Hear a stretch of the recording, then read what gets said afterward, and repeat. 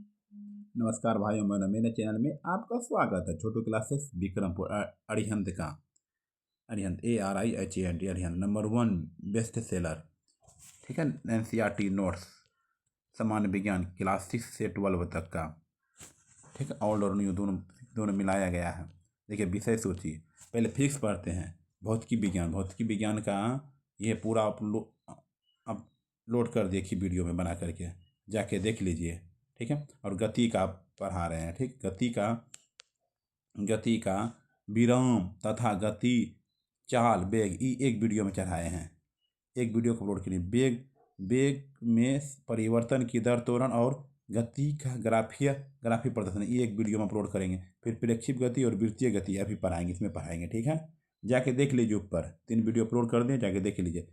गति का ही सब तीनों प्रकार है। ठीक है, अब प्रक्षेप गति और वृत्तीय गति का बताएंगे। ओके, धन्यवाद। आइए अब गति के बारे में पढ़ते हैं। ठीक है, जाके देख लीजिएगा। 3 वीडियो अपलोड कर दे, जाके देख लीजिए। Thank you. Channel subscribe, like, share, comment. एक समतल में गति यदि किसी वस्तु पर अपेक्षित बल की दिशा वस्तु के प्रारंभिक वेग की दिशा से भिन्न हो। यदि किसी वस्तु पर आरोपित बल की दिशा वस्तु के प्रारंभिक वेग की दिशा से भिन्न हो तो वस्तु के वेग का परिणाम एवं दिशा दोनों ही समय के साथ परिवर्तित होते रहते हैं। क्या होते हैं? परिवर्तित होते रहते तथा वस्तु वक्र पथ पर गति करती है। तब इस प्रकार की गति को समतलीय गति या द्विविमीय गति कहते हैं। एक समतल में गति यदि किसी वस्तु पर आरोपित बल की दिशा वस्तु के प्रारंभिक वेग की दिशा से भिन्न हो तो वस्तु के वेग का परिणाम एवं दिशा दोनों ही समय के साथ परिवर्तित होते रहते हैं तथा वस्तु वक्र पथ पर गति करती है। तब इस प्रकार की गति को समतलीय गति या द्विविमीय गति कहते हैं। उदाहरण: प्रक्षेप गति और वृत्तीय गति। प्रक्षेप गति, वृत्तीय गति। उदाहरण है प्रक्षेप गति, वृत्तीय गति। चलिए अब प्रक्षेप गति के बारे में जानना है। NCERT नोट्स विज्ञान प्रक्षेप गति के बारे में।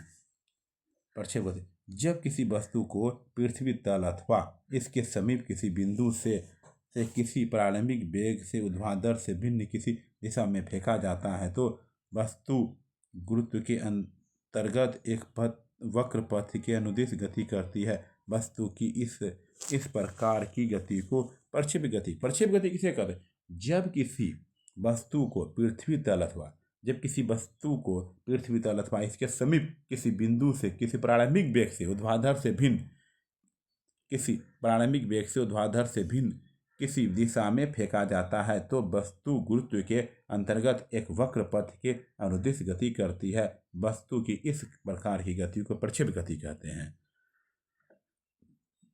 प्रक्षेप गति किसे कहते हैं? जब किसी वस्तु को पृथ्वी तल अथवा इसके समीप किसी बिंदु से किसी प्रारंभिक वेग से ऊर्ध्वाधर से भिन्न किसी दिशा में फेंका जाता है तो वस्तु गुरुत्व के अंतर्गत एक वक्र पथ की अनुदिश गति करती है। वस्तु की इस प्रकार की गति को प्रक्षेप्य गति कहते हैं। किस प्रकार की गति को? प्रक्षेप्य गति कहते हैं। चलिए देख लीजिए प्रक्षेप गति। ठीक है, जिस वस्तु को फेंका जाता है उसे प्रक्षेप्य कहते हैं। जिस वस्तु को फेंका जाए उसे प्रक्षेप्य कहते हैं। ऐसा प्रक्षेप्य फुटबॉल, क्रिकेट गेंद, तोप का गोला आदि हो सकता है। वस्तु प्रक्षेप गति के अंतर्गत जिस पथ का अनुसरण करती है उसे प्रक्षेप्य पथ कहते हैं। वस्तु का प्रक्षेप्य पथ परवलयाकार होता है तथा यह निम्न कारकों पर निर्भर होती है। जिस वस्तु को फेंका जाता है उसे प्रक्षेप्य कहते हैं। ऐसा प्रक्षेप फुटबॉल, क्रिकेट गेंद, तोप का गोला आदि हो सकते हैं। वस्तु प्रक्षेप गति के अंतर्गत जिस पथ का अनुसरण करती है उसे प्रक्षेप्य पथ कहते हैं।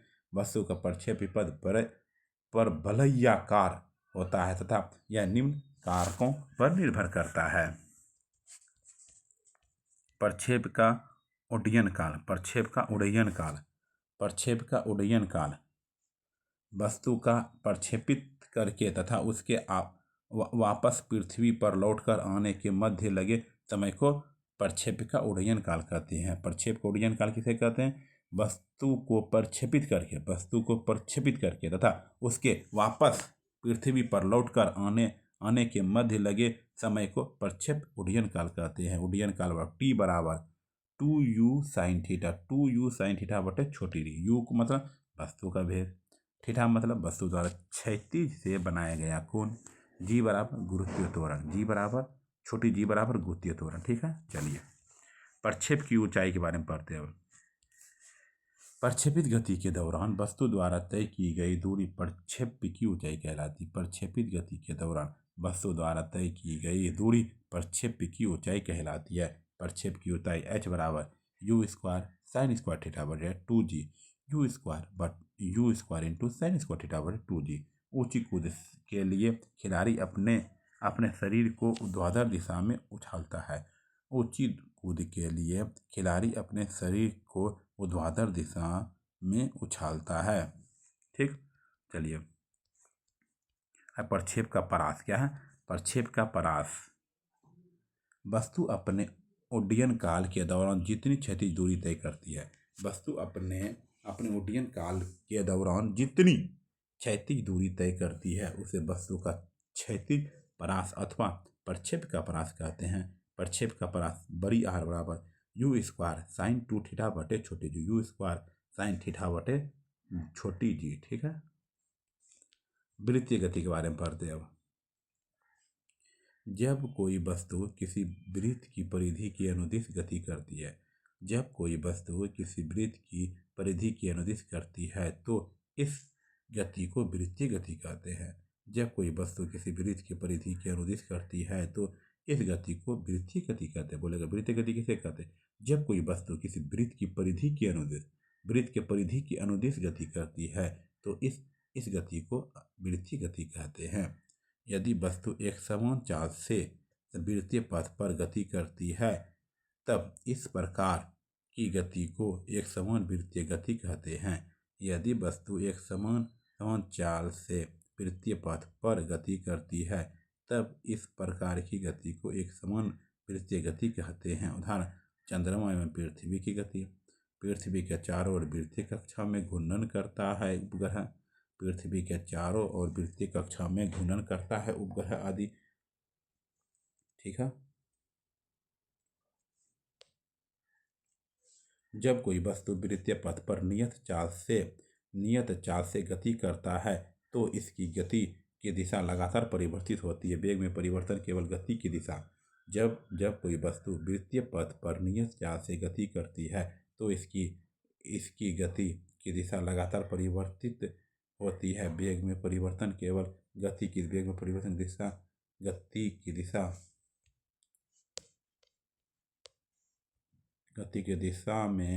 में परिवर्तित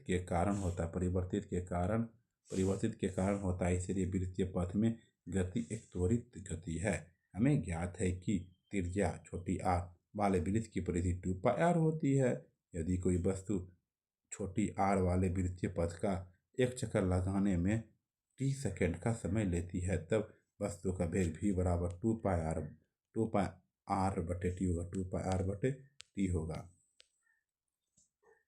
वृत्तीय गति संबंधित कुछ पद है। वृत्तीय गति संबंधित कुछ मुख्य पद निम्नलिखित हैं। आवर्तकाल, वृत्तीय गति में कोई कण वृत्तीय पथ पर एक चक्कर पूरा करने में जितना समय लेता है वह उस कण का आवर्तकाल t कहलाता है। आवर्तकाल, वृत्तीय गति में कोई कण वृत्तीय पथ पर एक चक्कर पूरा करने में जितना समय लेता है वह उस कण का आवर्तकाल कहलाता है। इसका मात्रक सेकंड होता है। आवृत्ति, फ्रीक्वेंसी, वृत्तीय पथ में कोई कण वृत्तीय पथ पर एक सेकेंड में जितने चक्कर लगाता है वह कण की आवृत्ति कहलाती है। वृत्तीय पथ में गति कण वृत्तीय पथ पर एक सेकेंड में जितने चक्कर लगाता है वह कण की आवृत्ति कहलाती है। इसका मात्रक हर्ट्ज होता है। कोणीय विस्थापन, एक समान वृत्तीय गति करते हुए वस्तु के त्रिज्य सदिश द्वारा वृत्त के केंद्र पर अंतरित किया गया कोण उस वस्तु का कोणीय विस्थापन कहलाता है। एक समान वृत्तीय गति करते हुए वस्तु की त्रिज्या सदिश द्वारा वृत्त के केंद्र पर अंतरित किया गया कोण उस वस्तु का कोणीय विस्थापन कहलाता है। कोणीय विस्थापन बटे त्रिज्या, विस्थापन बटे त्रिज्या, इसका मतलब रेडियन होता है, इसका मतलब रेडियन होता है। कोणीय वेग, वृत्तीय गति में किसी वस्तु की समय के सापेक्ष कोणीय विस्थापन में परिवर्तन की दर को उस वस्तु का कोणीय वेग कहते हैं। वृत्तीय गति में किसी वस्तु की समय के सापेक्ष कोणीय विस्थापन में परिवर्तन की दर को उस वस्तु का कोणीय वेग कहते हैं। वृत्तीय गति में किसी वस्तु की समय के सापेक्ष कोणीय विस्थापन में परिवर्तन की दर को उस वस्तु का कोणीय वेग कहते हैं। कोणीय वेग, कोणीय विस्थापन बटे त्रिज्या, इसका मात्रक होता है रेडियन प्रति सेकेंड होता है, रेडियन प्रति सेकेंड होता है। कोणीय त्वरण, कोणीय वेग परिवर्तन की दर को कोणीय त्वरण अल्फा कहते हैं। कोणीय वेग परिवर्तन की दर को कोणीय त्वरण अल्फा कहते हैं। इसका मात्रक रेडियन प्रति सेकेंड स्क्वायर होता है, इसका मात्रक रेडियन प्रति सेकेंड स्क्वायर होता है। यह कोणीय वेग की दिशा में परिवर्तन के कारण होता है, यह कोणीय वेग की दिशा में परिवर्तन के कारण होता है, यह कोणीय वेग की दिशा में परिवर्तन के कारण होता है। इसलिए कोणीय वेग की दिशा बदलने के अनुसार सामान्यतः इसकी दिशा वृत्त की परिधि के अनुदिश मानी जाती है। इसलिए कोणीय वेग की दिशा बदलने के अनुसार सामान्यतः इसकी दिशा वृत्त की परिधि के अनुदिश मानी जाती है। कोणीय त्वरण अल्फा, कोणीय वेग W समांतर त्रिभुज D। ठीक है, चलिए अभिकेंद्र त्वरण के बारे में पढ़ते हैं। अभिकेंद्र त्वरण, जब कोई कण एक समान वृत्तीय गति करता है, तब कण के वेग का परिणाम नियत रहता है, लेकिन उसकी दिशा लगातार बदलती रहती है, जिसके कारण वेग में लंबवत दिशा में एक त्वरण कार्य